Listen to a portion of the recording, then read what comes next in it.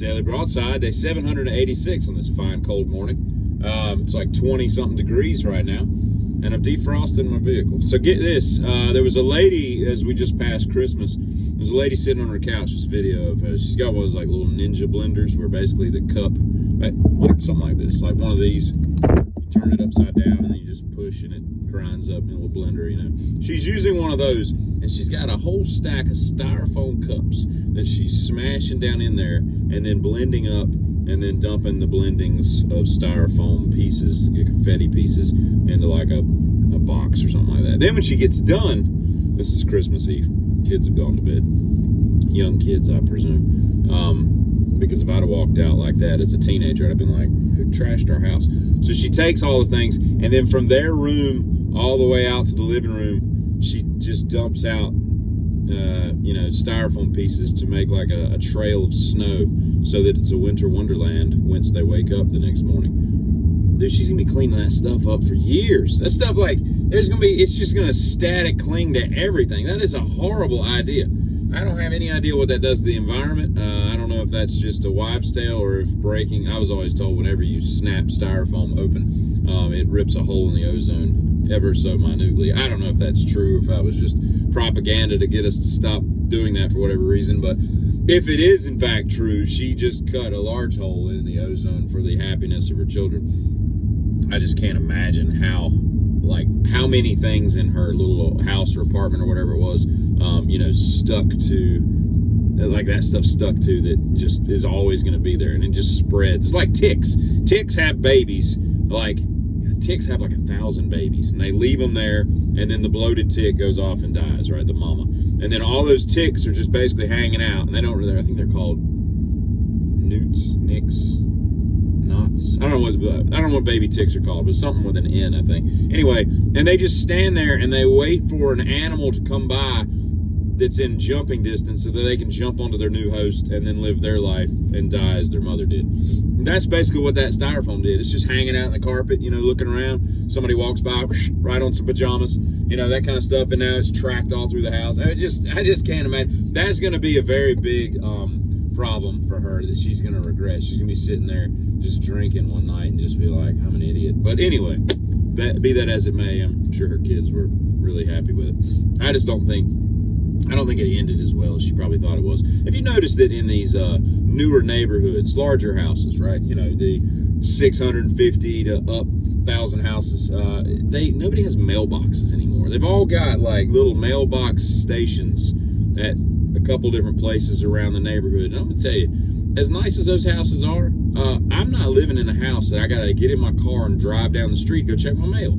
I'd forget to do it on the way home or when I'm leaving. I'd only remember to do it when I needed my mail. And that's just dumb. I got a long driveway, and it's annoying to me enough. When I had a mailbox, I got rid of my mailbox years ago, but when I had one, it was kind of annoying having to walk out there. I get my mail a different way. But still, I don't understand the logic of this, but it exists, so whatever. I read a while back that 78% of people with credit cards carry a balance every month. Man, you know, I was talking to a friend of mine just the other day about the MasterCard and Visa gift cards that you give at Christmas. There's now a $6.95 one on the MasterCard. So every time you buy those, you know, you give them $7 for free, and then you give whoever you give $100. It's just, I don't like that at all. Now I get it. The envelope, the technology, the card, all that stuff costs money. Does it cost $7 per money? No, I'm sure they already have the ability to print out credit cards, believe it or not, since it's a credit card company. So I'm not really in favor of that. I think like a 50-cent, 75-cent fee would be fair. That would be amenable. That's like going to a restaurant and getting a free cup of ice. The ice machine, the cup, the straw, the lid, all that stuff costs money. So they're operating at a loss if they just give you a free cup of water for free. They got to charge you something, even if it's 25 cents, just something to break even, right?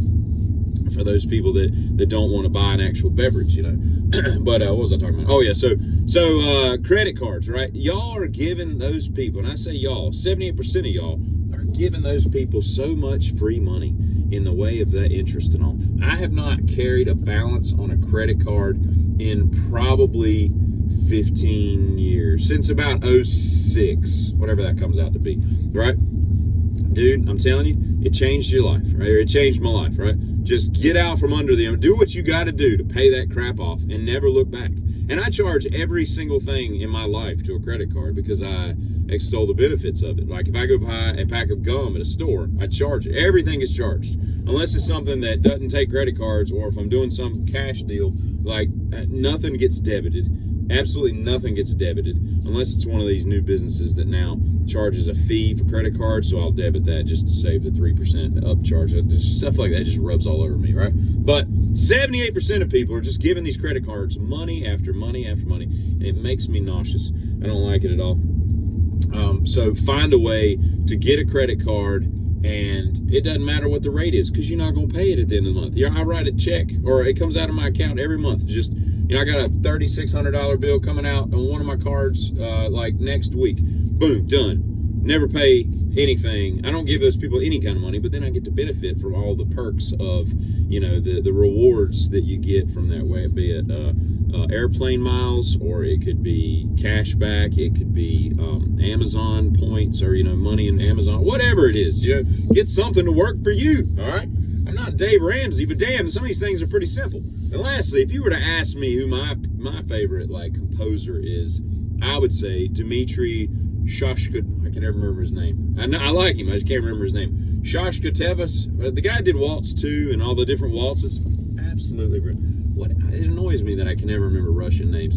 Dmitri Shostakovich, whatever his name is. That's my favorite. I just can't say his name, but phenomenal. Beethoven, Mozart, that stuff's old hat. Branch out and get something new in your classical life. I get it. Dmitri Shostakovich. I think that's how you say it.